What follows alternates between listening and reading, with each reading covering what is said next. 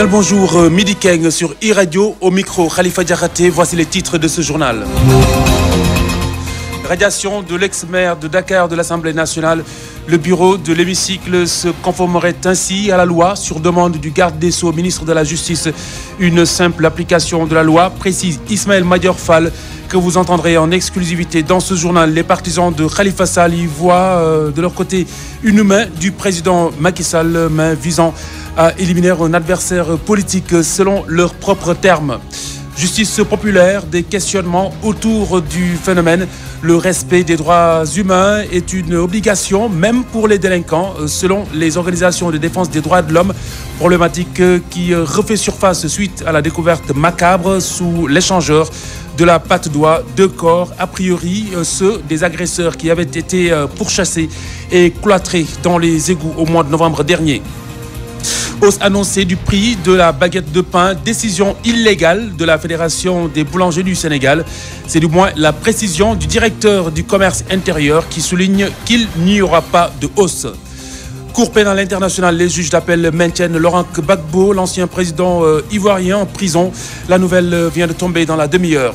RDC, la Cour constitutionnelle attendue sur les résultats définitifs du scrutin du 30 décembre dernier. L'Union africaine recommande pour sa part une suspension du processus allant dans ce sens. La chronique de ce vendredi de Mamoudou Ibra Kane, piqûre de rappel face aux prémices d'une guérilla urbaine dans la perspective de la présidentielle de 2019. Mamoudou Ibra Kane exhume les morts de 2012 pour ramener les uns et les autres à la réalité, pour ne pas dire à la raison. Au micro, Khalifa Diakhaté, mise en onde Aliou Diassé, coordination de cette édition, Mohamedou Kandji, bienvenue à tous.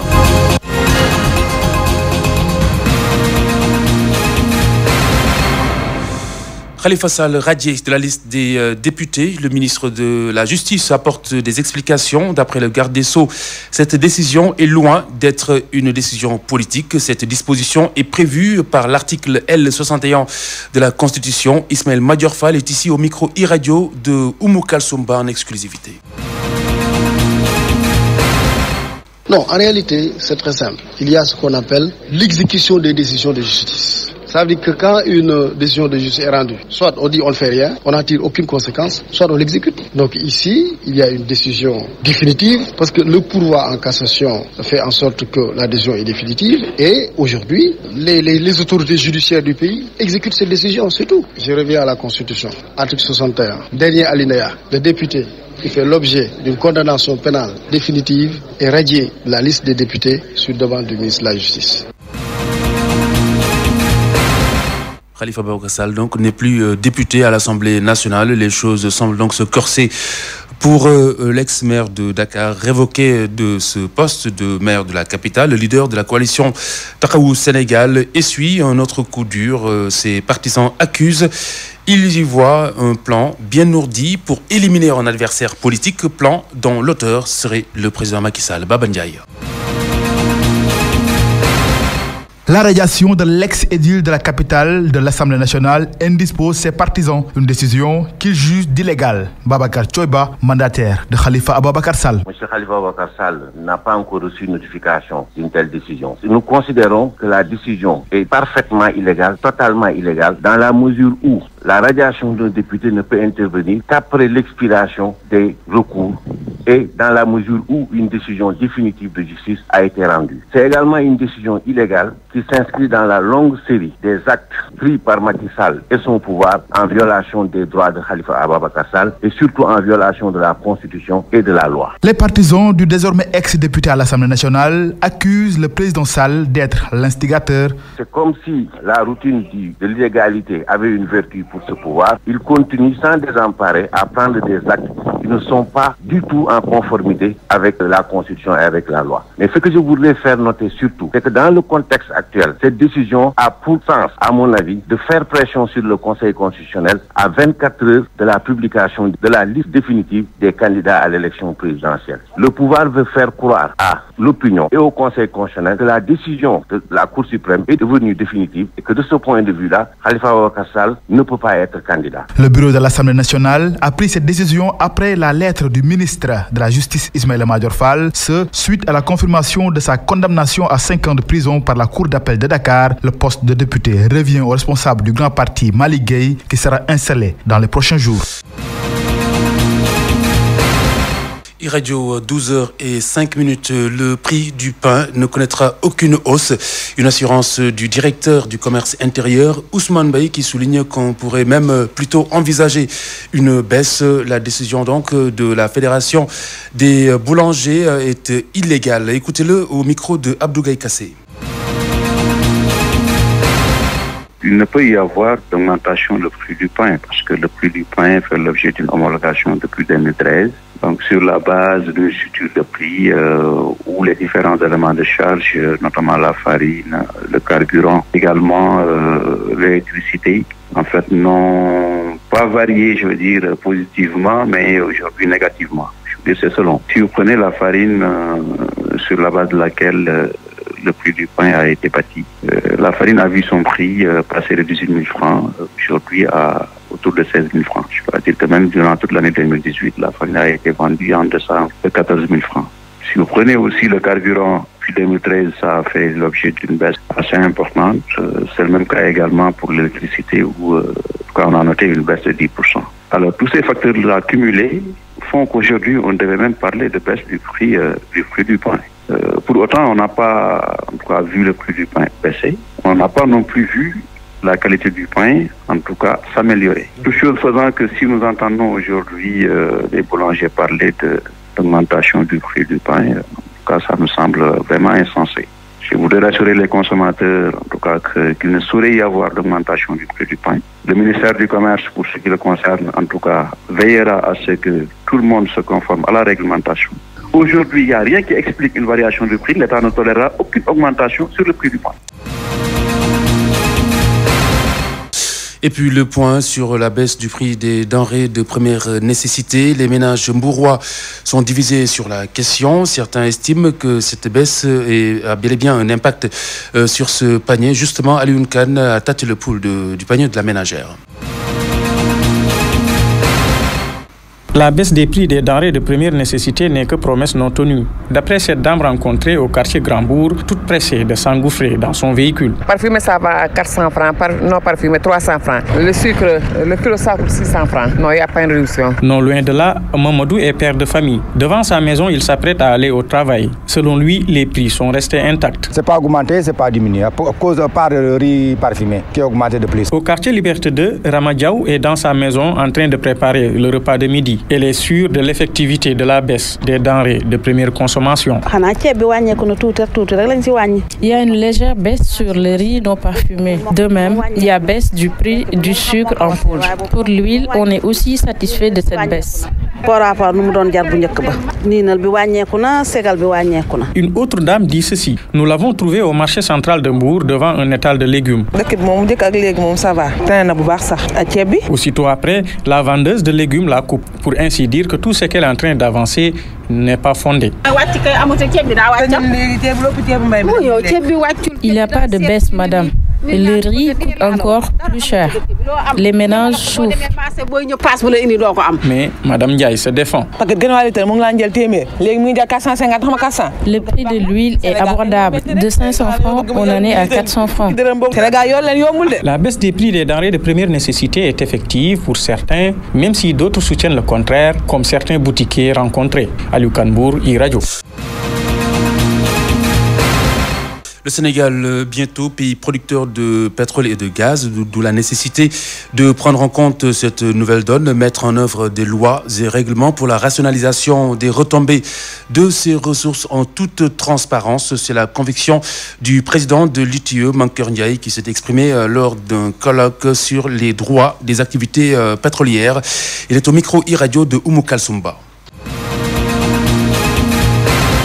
La chose juridique occupe une place pionnière dans la chaîne de valeur des industries extractives. C'est ce qui détermine l'ensemble des règles régissant le secteur extractif, l'octroi des permis et licences au partage et à l'utilisation des revenus. Donc ce colloque est une belle occasion pour réfléchir ensemble sur les enjeux juridiques liés à l'exploitation du pétrole et du gaz dans notre pays.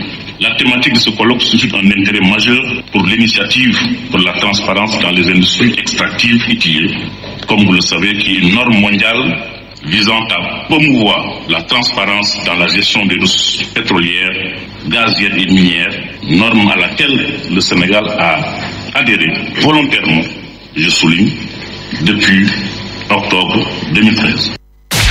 Vous écoutez e-radio sur la 90.3 FM Dakar. Questionnement autour de la justice populaire. Le respect des droits humains est obligatoire même pour des délinquants. C'est ce que soulignent des organisations de défense des droits de l'homme. Prétexte donc parfois il arrive que des agresseurs ou voleurs soient lynchés en public et parfois même tués. Voici ce micro-trottoir qui déclare généralement pour les Sénégalais qu'évidemment force doit rester à la loi. Je pense que la loi est là pour corriger les gens. On n'a pas le droit de se faire justice soi-même parce que nous avons des instructions juridiques qui sont là pour corriger les gens et les remettre sur les rails. En principe, on doit s'en remettre à la justice. Mais si la justice a des failles, les gens sont obligés de faire comme il faut. Parce qu'actuellement, il y a trop de dérives. Trop de dérives parce que les gens ne sont pas là où ils doivent être. Bon, les forces de l'ordre ne s'occupent pas exactement de ce qu'il faut. Ce qui fait que maintenant, bon, les gens sont obligés de se révéler et de faire justice soi-même. Ce n'est que ça. Mais si tout se rétablit, tout va rentrer dans l'ordre. Le Sénégal, c'est un pays de droit. Bon, si quelqu'un t'agresse ou bien si quelqu'un te fait quelque chose qui n'est pas normal, tu dois aller voir la justice, tu dois saisir la justice, ou bien tu dois aller le porter plainte. Là, on va l'appeler. Bon, on va le convoquer. La justice va faire ce qu'il doit faire. Mais c'est ça le Sénégal. Mais toi, tu n'as pas le droit de faire justice de toi-même. Ça, c'est interdit par la loi.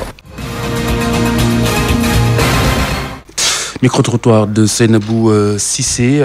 Donc, ces agresseurs devraient plutôt être traduits devant la justice, livrés à la police ou à la gendarmerie. C'est ce que souligne le directeur exécutif d'Amnesty International section Sénégal qui condamne ces actes et les populations devraient éviter de faire réparation elles-mêmes. Pour Djiby Diakhaté, sociologue, l'État doit encore redoubler d'efforts concernant la proximité au niveau justement de la police. La police de proximité devrait être un peu plus présente à ses yeux. Écoutez-le dans ce sujet réalisé par El Hadj Malick Cissé.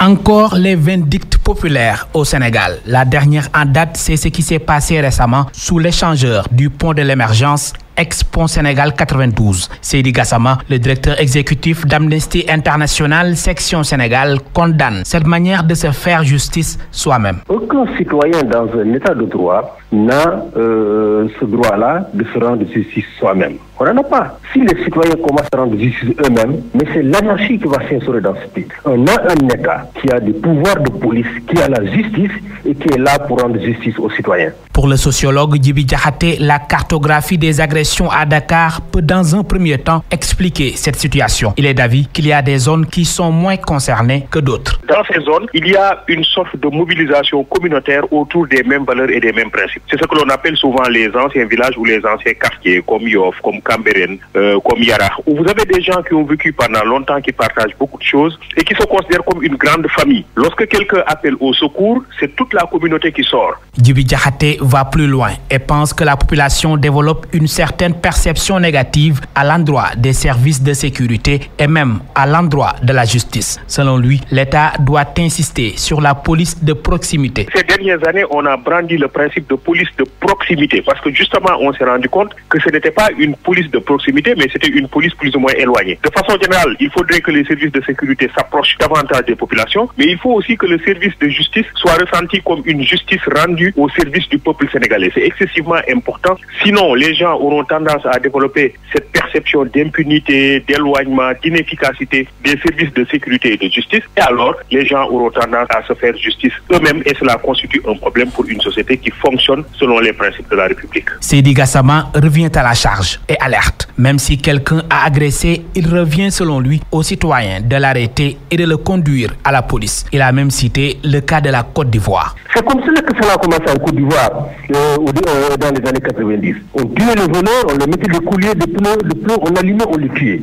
Ça aboutit à quoi? À la guerre civile en Côte d'Ivoire. Il ne faut pas qu'on laisse les citoyens banaliser, n'est-ce pas, les tueries. Tabara Ndiaye du bureau des relations publiques de la police nationale ne veut pas se prononcer sur le sujet. Au bout du fil, elle parle de contexte et rassure que l'enquête suit son cours. 12h15, ce préavis de grève du grand cadre des syndicats de l'enseignement, c'est pour exiger le respect des accords signés et la prise en charge significative des préoccupations des enseignants. Voici Omar Wali Zoumarou au micro de Boudal Ndiaye.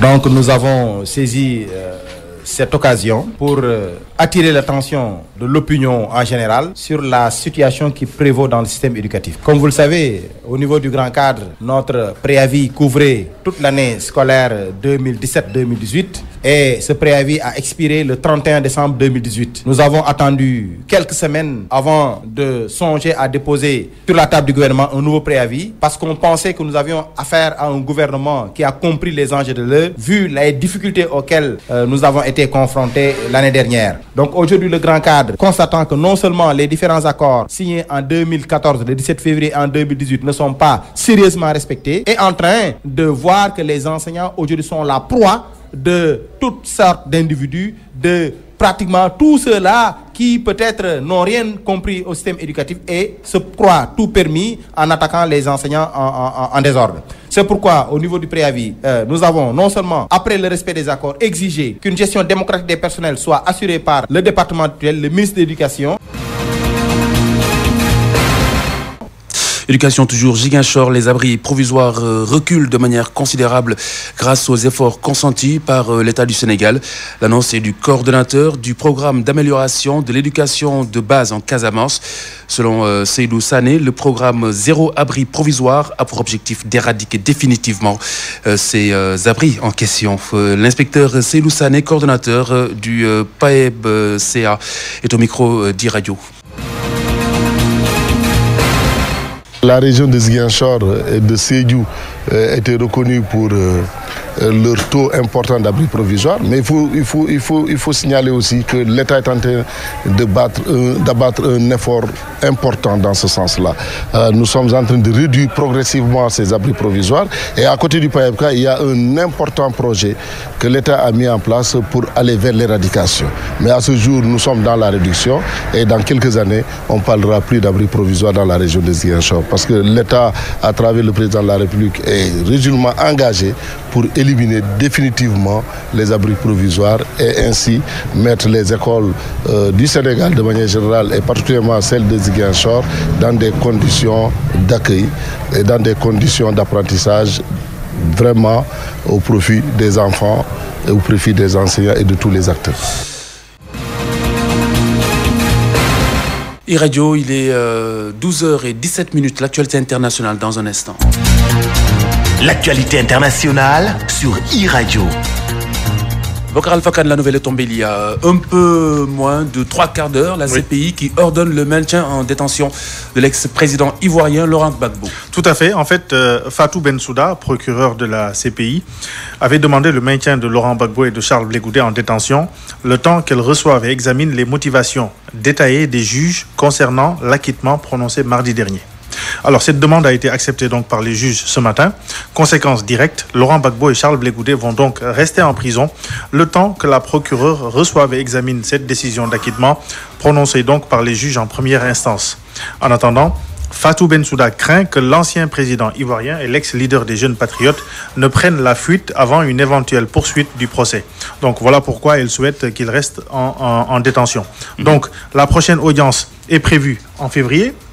Donc la décision des juges qui a été prise mardi va lui être remise et elle aura donc le temps d'ici février de regarder donc cette décision et de pouvoir présenter des arguments à la Cour d'appel. Donc il y a 5 juges qui ont été désignés et c'est eux qui vont examiner au mois de février donc les arguments de la procureure. Et nous reparlons de la présidentielle en RDC en demandant la suspension de la proclamation des résultats définitifs. L'Union africaine, dirigée par le président rwandais Paul Kagame, rompt avec une tradition. Tout à fait. Cette tradition, Khalifa, c'est celle des déclarations prudentes et consensuelles qu'on connaît tous. En général, ils font des communiqués qui ne disent pas grand-chose. Alors, le communiqué de l'Union africaine, cette fois-ci, est clair et sans détour. Le communiqué dit « De sérieux doutes pèsent sur la conformité des résultats provisoires annoncés par la CENI qui donne Félix Tshisekedi vainqueur avec 38% des suffrages. L'Union africaine demande par conséquent la suspension de la proclamation des résultats définitifs des élections par la Cour constitutionnelle. Ils sont d'ailleurs attendus aujourd'hui car le président doit prêter serment le 22 janvier, donc c'est-à-dire mardi. Alors, sur le fond, le ton du communiqué est inédit et aucune organisation internationale n'avait osé le faire. Et ça, dans l'Union africaine, c'est la marque de Paul Kagame, qualifié de réformateur par les observateurs. Le président en exercice de l'Union africaine connaît très bien Joseph Kabila. Le Rwanda a soutenu des milices et profité considérablement des ressources naturelles de la RDC. C'est d'ailleurs pourquoi jusqu'ici, Paul Kagame est resté très discret sur ce dossier. Mais en sa qualité de président de l'Union africaine, il est obligé d'intervenir et de mettre la pression sur Joseph Kabila, qui l'a formé. Paul Kagame est encore à la tête de l'Union africaine pour quelques semaines encore. Son successeur, l'Égyptien Abdel Fattah al-Sisi, n'est ni un réformateur, encore moins un interventionniste. Voilà pourquoi les choses devraient s'accélérer pour éviter une nouvelle crise majeure en Afrique centrale. L'Union africaine a décidé d'envoyer en urgence en République démocratique du Congo une délégation pour trouver un consensus sur une issue à la crise post-électorale dans le pays. Enfin, Khalifa, il faut noter que l'Union africaine est un peu seule sur le terrain diplomatique. Parce que l'ONU est paralysée par les rivalités entre puissances au Conseil de sécurité, alors que la SADC, après avoir appelé à un recomptage des voix, y a renoncé et se contente désormais d'appeler au calme. En Algérie, l'élection présidentielle aura lieu le 18 avril prochain. Alors, la grande question, c'est est-ce que Abdelaziz Bouteflika va se présenter pour un 6e mandat? Alors, le mandat donc d'Abdelaziz... C'est l'enjeu de cette élection. Mais exactement, il a 81 ans, il est à la tête de l'Algérie depuis 1999 et son mandat en cours expire le 28 avril prochain. Alors que ses partisans l'appellent depuis plusieurs mois pour qu'il se représente pour un 5e mandat, Bouteflika n'a pas encore fait part de ses intentions. Il a pris un décret convoquant le corps électoral pour l'élection présidentielle qui se déroulera donc le jeudi 18 avril 2019. Les candidats ont désormais 45 jours à partir de la publication du décret, soit jusqu'au 4 mars, pour déposer leur dossier auprès du Conseil constitutionnel. Aucun candidat d'importance n'a pour l'heure annoncé son intention de se présenter. L'incertitude autour d'une nouvelle candidature du chef de l'État, diminuée par les séquelles d'un AVC dont il a été victime en 2013, a monopolisé ces derniers mois le débat politique en Algérie. Pour la précédente présidentielle en 2014, Bouteflika avait déposé sa candidature dans les ultimes jours avant l'expiration du délai. Bouteflika sur une chaise roulante selon les dernières images. Exactement, il est sur chaise roulante, il n'arrive pas à marcher, tout comme Ali Bongo d'ailleurs. Merci Bokar Alpha Khan. Dans un instant, les sports. Le journal des sports de iRadio. Sedna Bagay, bonjour. Bonjour Khalifa. Barrage Coupe CAF, le Giraffe à Berkane pour une qualification historique. Effectivement, malgré des conditions d'accueil peu optimales, les Giraffois ou les Médinois, comme vous voulez, comptent faire bonne figure. Fort de leur victoire 2-0 au match aller, les joueurs du Giraffe, le staff et tout le Sénégal veulent que cette équipe quitte le Maroc avec la qualification. Et Léonard Diagne, secrétaire général du Giraffe, s'explique sur les conditions d'accueil et les performances attendues du Giraffe. Il est au téléphone de Sekou Seydi. Ce qu'on a à dire peut-être qu'à l'accueil, nous n'avons pas été accueillis par une délégation de Berkane, encore moins de la fédération marocaine. Nous n'avons trouvé que les deux chauffeurs, celui de la voiture légère et du bus, et un bus, comme je le disais, d'une époque coloniale. Et c'est ça qui nous a fait monter au créneau. Et hier soir, quand le commissaire est passé nous voir dans la nuit, c'est à ce moment simplement que les gens de Berkane nous ont changé le bus pour nous donner un bus beaucoup plus confortable. La difficulté aussi que nous avions rencontrée hier, c'était de trouver un terrain où s'entraîner, parce qu'ils n'avaient pas mis à notre disposition un terrain, mais nous avons pu à l'interne, comme on avait déjà quelqu'un en mission avancée, trouver un terrain à 60 km de nos bases pour pouvoir s'y entraîner, ce qu'on a fait hier dans le soir. Mais pour aujourd'hui, donc vendredi ici, nous allons nous entraîner à l'heure du match sur le terrain dans lequel nous allons jouer demain, ce match, Inch'Allah. Donc nous allons continuer notre préparation. En ce qui nous concerne, nous savions déjà avant de venir ici qu'on ne fera pas de cadeaux. Donc nous avons pris toutes les dispositions utiles pour permettre à notre équipe d'être dans des conditions optimales de performance. Et Inch'Allah, demain en tous les cas, avec un mental de fer, nous nous battrons pour arracher cette qualification ici en terre marocaine. Et puis les clubs sénégalais qui peinent toujours à émerger en Afrique. Effectivement, des fois on se demande si c'est leur absence qui en est la cause, parce que se qualifier à une phase de poule d'une compétition africaine peut apporter beaucoup d'argent, Khalifa. Est-ce là le problème des équipes sénégalaises qui peinent à entrer dans ces phases de poule? Mamadou Koumé estime que le problème de ce pays, de notre pays, le pays de la Teranga, est plutôt structurel. Plus de détails avec Sekou Seydi.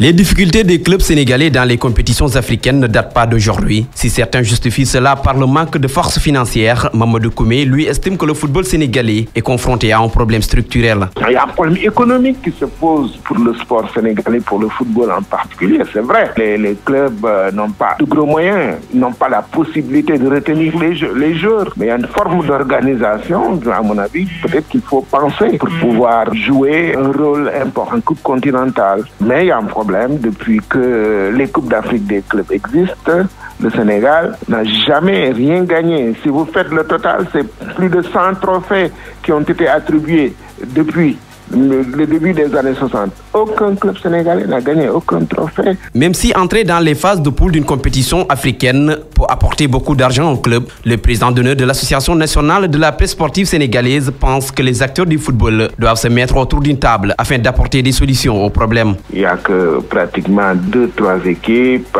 qui sont allées un peu loin. Surtout la Jeanne d'Arc qui a fait les meilleurs résultats en Coupe continentale, qui a fait une finale, qui a fait des demi-finales. Le Giraffe un peu. En ce moment, il n'y avait pas d'argent, il n'y avait pas autant d'argent que maintenant. C'est maintenant qu'il y a des sponsors, qui a de l'argent. Vous savez, pour la plupart, cette année 50 ans. Après, il faut voir qu'est-ce qui ne tourne pas rond, qu'est-ce qu'il faut faire pour être au niveau des autres équipes africaines. Parce que là, c'est un mal congénital, c'est un mal structurel. Le Giraffe joue son match retour pour les phases de poule de la Coupe CAF samedi face à la Renaissance sportive Berkane. En cas de qualification, les Verts et Blancs pourront encaisser une prime d'environ 150 millions de francs CFA. En France, Marseille en crise avec 9 matchs sans victoire. Effectivement, Khalifa, une série qui dure depuis le 25 novembre et un succès à Amiens, 3-1. Depuis, les Olympiens comptent 4 matchs nuls et 5 défaites, toutes compétitions confondues. Autre chiffre inquiétant, Marseille a encaissé 29 buts, ce qui est le pire total du club depuis 1985. Outre sa défense fébrile, l'OM peine en attaque. En championnat, les Olympiens n'ont trouvé le chemin des filets qu'à 32 reprises, ce qui explique leur 9e place en championnat avec seulement 28 points au compteur, l'un des pires résultats de l'OM depuis 10 ans donc. Aujourd'hui, en pleine crise, l'un des clubs préférés des Sénégalais semble dans l'impasse. Et puis la prolongation du combat Modulo Balaguer numéro 2 avec Rock Énergie qui demande la révocation d'Aziz Ndiaye du CNG. Effectivement, Khalifa, et c'est Biram Nying qui porte ce combat. Dans une lettre adressée au CNG de lutte et au ministre des Sports, le manager de Modulo déplore la position d'Aziz Ndiaye qui a crié haut et fort qu'il était le réel promoteur du combat, confirmant ainsi que Gaston n'était qu'un prête-nom. Pour le camp de Kharagno, Aziz Ndiaye ne peut pas être membre du CNG, promoteur de combat, tout en affichant sa préférence pour un lutteur. Dans sa lettre, Biram Nying ne manque pas de fustiger l'attitude d'Aziz Ndiaye, qui est selon lui déplorable, ignoble et qui ne fait pas honneur au sport. Le manager de Modulo affirme que depuis que la lutte se pratique au Sénégal, c'est la première fois que l'on voit un promoteur de lutte, membre du CNG de surcroît, agir de la sorte. Pour lui, Aziz Ndiaye devait se soumettre aux règles éthiques et déontologiques qui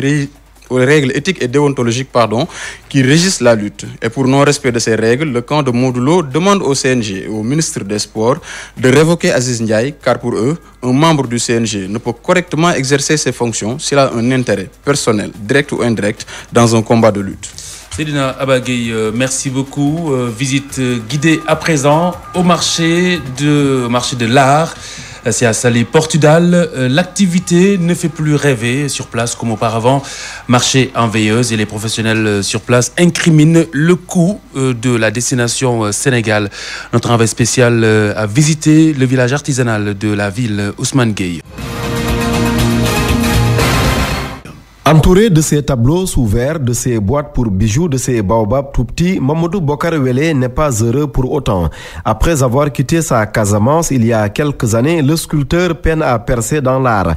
La cherté de la destination Sénégal a fini par gâcher la fête. Moi, un touriste français qui m'a dit que aller-retour de Paris à Maroc, c'est 300 € le billet et une semaine de vacances à l'hôtel. Et ici, c'est 700 €. 700 €, 650 € aller-retour. Paris, Sénégal. Sénégal-Paris, aller-retour, c'est 650 € ou 700 € pendant le mois de décembre jusqu'à 800 € même. Et les hôtels aussi, ça coûte très cher. Cherté des prix, bradage aussi des œuvres d'art. Très amer, il s'en prend aux amateurs. Aujourd'hui, un toubab, il vient, il me demande ça, je le vendais à 15 €. Il me demande, je le dis 15 €, il me dit, à Paris par exemple, j'ai vu. Ça, c'est quoi? C'est une case. À l'époque, je peux le vendre à 15 €. Mais aujourd'hui, un toubab, il vient, je le dis 10 €, il me dit, écoute, c'est à Paris, c'est combien? C'est 4,50 €. Donc ça veut dire que des gens, des commerçants, soi-disant des commerçants, achètent pour revendre parce qu'ils ont les moyens pour l'amener en Europe. Conséquence, l'aîné des Wele célibataires n'envoie plus beaucoup d'argent comme avant. Pour comparer, si j'ai envoyé par exemple à 100 francs par mois, aujourd'hui j'arrive à envoyer à 50 francs, quoi, parce que les données ont changé. J'étais au Cap Skirring. C'est là-bas, il y avait, tout le monde connaît le conflit de la Casamance. Donc il y avait pas mal des hôtels qui sont fermés. J'ai plié mes bagages. Je me disais qu'au nord, il y a Saly. Mamadou Bokar Wele, 36 ans, perd donc le nord après avoir quitté le sud, son sud natal.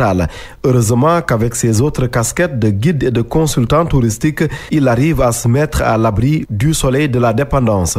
Ousmane Gueye, Saly, Portugal, iRadio.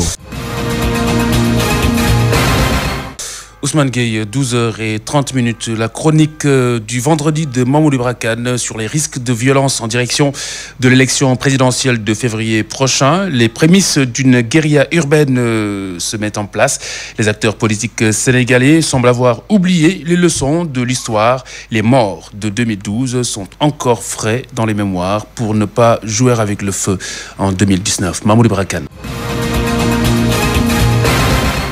15 morts.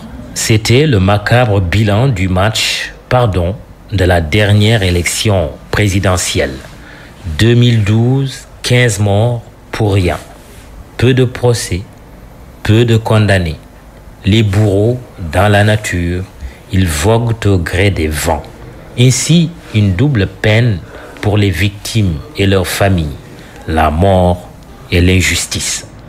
Le Sénégal, vitrine démocratique, vitrine craquelée, dirait d'aucuns, serait-il condamné au mortal combat entre gladiateurs à l'occasion de chaque élection? La réponse est évidemment non. La vraie question est la suivante. Les acteurs politiques sénégalais sont-ils à la hauteur des attentes de celles et ceux dont ils sollicitent la confiance? À défaut, puisque ce serait leur demander la mer à boire, nos politiciens sont-ils capables de respecter les règles du jeu démocratique par eux-mêmes fixées? Tous doivent savoir qu'on ne change pas les règles du jeu au cours du jeu. Une loi instaurant le parrainage citoyen intégral pour toutes les élections est votée là où elle doit l'être. Elle entre en vigueur comme toutes les autres lois. Chaque candidat à la candidature dépose son dossier auprès du Conseil constitutionnel sur la base d'une loi devenue loi de la République. La juridiction constitutionnelle, seule habilitée à juger de la recevabilité des candidatures, procède à la présélection, puis à la sélection, conformément à la procédure. Des voies de recours sont prévues pour chaque candidat qui s'estiment lésés. Les recalés ont le droit d'en user et même d'épuiser toute la procédure. Jusqu'ici, rien à signaler. RAS. Et subitement, patatras. Tout se casse. C'est la menace. 100 mois, pas d'élection. Nous allons rendre le pays ingouvernable. À croire que l'insurrection par les urnes a cédé la place à l'insurrection par les armes. Que la démocratie devrait faire place nette à la violence, aux larmes citoyens. Une piqûre de rappel s'impose à l'endroit d'une classe politique si incohérente, si changeante, quand bien même elle rétorquerait à la Edgar Faure, ce n'est pas la girouette qui tourne, c'est le vent. Dis-moi quel opposant tu es, je te dirai quel président tu seras président, tu as été opposant. De tout ce qui précède, un constat. Les opposants de 2019 semblent n'avoir tiré les leçons de 2012. Si l'opposant Macky Sall avait réussi à défaire le président Abdoulaye Wade il y a de cela 7 hivernages, c'est parce qu'il avait su faire preuve d'une grande lucidité politique. En démocratie, le pouvoir se conquiert par le contact du terrain et non dans la rue. La proximité aidant, on appréhende mieux le pouls d'un pays par ce biais. Quand certains adversaires du pouvoir libéral s'acharnaient à vouloir bivouaquer sur la place de l'Indépendance en tentant de braver le fameux arrêté Ousmane Ngom, le candidat du Yonou Yokouté préférait, lui, parcourir le pays profond en défiant le chaud soleil, la poussière et les pistes caouteuses. En nos mots, les aléas et les avatars. Le douillet fauteuil présidentiel était au prix de dur labeur. Autrement dit, l'effort d'abord, le réconfort après. Le minimum de lucidité attendu des opposants d'aujourd'hui est d'emprunter le chemin du succès dont l'actuel président de la République avait su user comme arme fatale contre son prédécesseur. Le premier appelé à la barre de l'introspection et de la leçon à retenir de l'histoire électorale récente est sans doute Idrissa Seck. Face à Macky Sall, candidat à sa propre succession pour un second mandat, le président de Réumi est, ironie de l'histoire, le seul rescapé de l'élection encore saignante de 2012. Présenté comme un génie politique, Idi n'a plus droit à l'erreur. En serait-il ainsi en 2019 qu'elle lui serait impardonnable parce que irrémédiable? Joue-t-il son va-tout? Il épluche mieux que quiconque les menaces et les risques qui pèsent sur sa candidature, d'autant que l'apparition d'autres profils politiques rétrécit son périmètre d'évolution et grignote même son espace vital au point de le contraindre à un réexamen de son positionnement. Le temps presse pour l'ex-maire de Thiès, dont le fief va être âprement disputé à la présidentielle de février. Quand on joue son va-tout, cela semble être donc le cas pour Idrissa Seck. On ne joue pas à tout va. Après la publication de la liste définitive des candidats par le Conseil constitutionnel, la sagesse voudrait que cesse la guérilla urbaine. La campagne électorale peut commencer. À vos marques. GD16 vous offre la revue de presse. Un monument de la presse s'effondre. Ahmed Bachir Kounta tire sa révérence. L'ancien porte-parole de la famille Kounta de Ndiassane est décédé hier jeudi à l'hôpital militaire de Ouakam à l'âge de 81 ans, renseigne l'AS. L'illustre disparu a été dans une autre vie journaliste à la radiodiffusion télévision sénégalaise RTS, ajoute le journal. Sud Quotidien voit qu'avec la disparition de ce doyen de la presse sénégalaise et chroniqueur à RTS, c'est une page d'une 60aine d'années de vie professionnelle qui se tourne. Le journal rappelle que Ahmed Bachir Kounta sera inhumé aujourd'hui dans la cité religieuse de Ndiassane. Pendant que le pays pleure le rappel à Dieu de Bachir Kounta, les sapeurs-pompiers découvrent 2 cadavres en putréfaction sous le pont de l'Émergence, rapporte Réumi Quotidien. Le journal parle de faits inédits et rapporte les précisions du sous-préfet des Parcelles Assainies, Babacar Ibrahimar. D'après lui, la personne qui a fait la découverte est un des amis des disparus qui, après s'être resté un certain temps sans les voir, a décidé d'aller fouiner un peu dans le canal. Par ailleurs, tout le monde se pose la question de savoir si ces cadavres n'étaient pas ceux des agresseurs qui opéraient dans la zone. Khalifa Sall, radié de l'Assemblée nationale, à la une de l'AS, descente aux enfers pour l'ex-maire de Dakar. D'après l'AS, c'est le ministre de la Justice qui a adressé une correspondance au président Moustapha Niasse pour lui demander demandé de faire appliquer la loi en tirant les conséquences de droit de la condamnation par la Cour d'appel de Khalifa Sall et de le déchoir de son mandat de député. Khalifa Sall sort, Malick Gueye du Grand Parti fait son entrée à l'hémicycle. Karim Wade, lui, veut entrer au Sénégal pour l'élection présidentielle du 24 février, ce qui, selon la Tribune, énerve des autorités sénégalaises qui cherchent désespérément à l'en dissuader. Le sujet est parvenu sur la table de Nicolas Sarkozy, sollicité par Macky Sall lors d'une rencontre organisée par l'avocat de Robert Bourgi. Le journal du groupe des médias rapporte que Macky Sall demande l'intercession de Sarkozy contre Karim Wade et affiche à sa une du jour entretien secret avec Sarkozy-Macky, le forcing final contre Karim. Forcing ou non, en tout cas, le président de la République a ordonné avant-hier la résiliation immédiate de Adama Bictogo. À la une de Libération, retard dans l'exécution du marché pour la construction de l'université Amadou Mokhtar Mbaou. Adama Bictogo viré du chantier. Selon Mary Teuw Niane, l'université devrait être fonctionnelle en octobre 2017. Opposition sénégalaise, les démons de la suspicion à la une de Enquête. Pape Sayer Gueye du PDS dans le journal, c'est une évidence que nous sommes infiltrés, j'en connais au moins un. Pour Babacar Tcheiba, le 24 février n'est plus loin et les masques vont tomber. Sud Quotidien parle également de la présidentielle et affiche à sa une un scrutin Milton. Le journal revient sur les spécificités de cette présidentielle au plus petit nombre de candidats depuis 30 ans. Les partis traditionnels PS, AFP aux abonnés absents, une élection prédominée par les novices, la gent féminine recalée après l'éclaircie de 2012. Pendant ce temps, le président Sall solde ses comptes avec les rappeurs de Kergui sans les nommer. Vox Populi titre à sa une, Macky s'en prend à la jeunesse qui insulte. Le président de la République pose une question. Insulter un chef de l'État, vous croyez qu'avec ça, l'Afrique va atteindre l'émergence? 24 heures va plus loin et affiche à sa une, après sa séance d'écoute du single Sai Sai au cœur,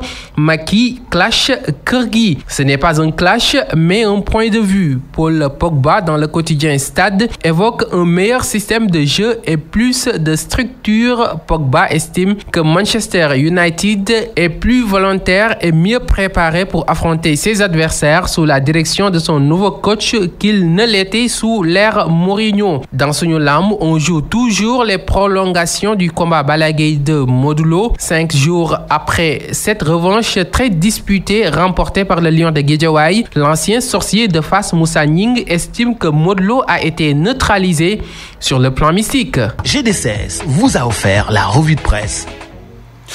Le rappel de l'essentiel de l'actualité de ce journal. Radiation de l'ex-maire de Dakar de l'Assemblée nationale. Le bureau de l'hémicycle se conformerait ainsi à la loi sur demande du garde des Sceaux, ministre de la Justice.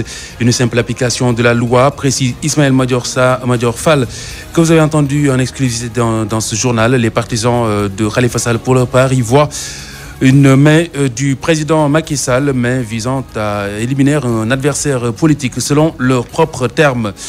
Justice populaire, des questionnements autour du phénomène. Le respect des droits humains est une obligation, même pour les délinquants, selon les organisations de défense des droits de l'homme.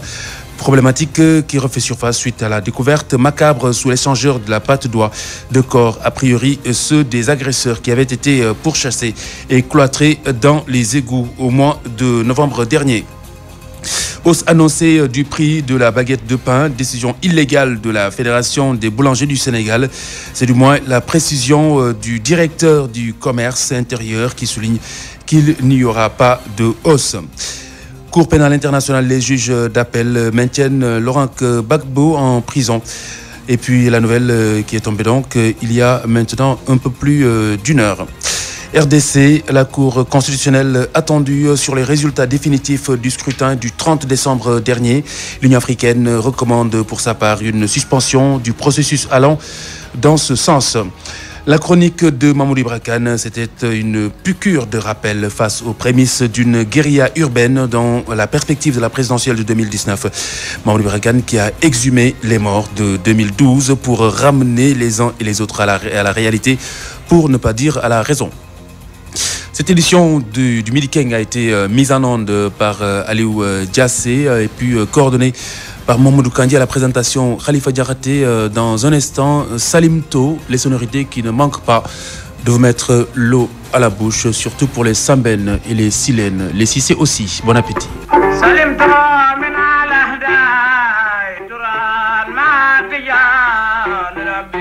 Babulai, Lamaya Gumortaya.